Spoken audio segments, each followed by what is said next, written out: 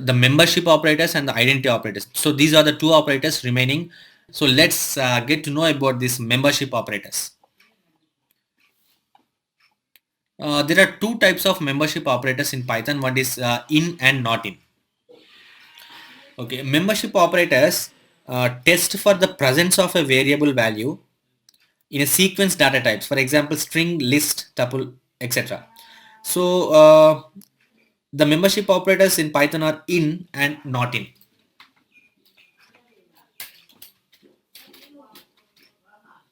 In and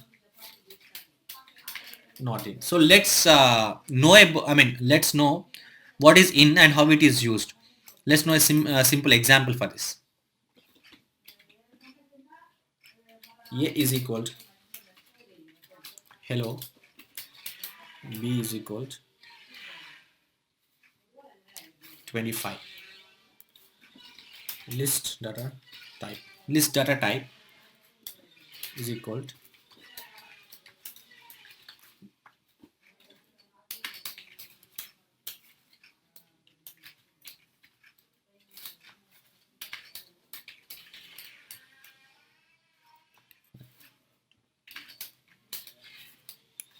42.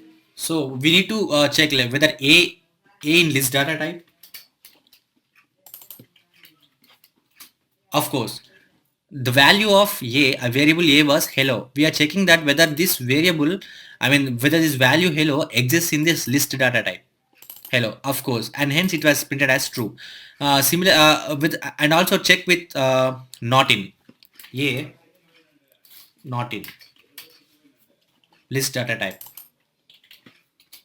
False, because we have the value of a exists in list data type and hence the result should be true. But we also check that by using not in operator whether a not in list data type. No, of course a exists and hence the result was false.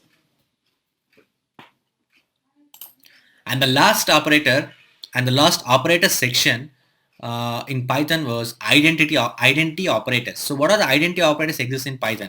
They are is, comma, is not. So these are the two identity operators that exist in Python as a membership operators.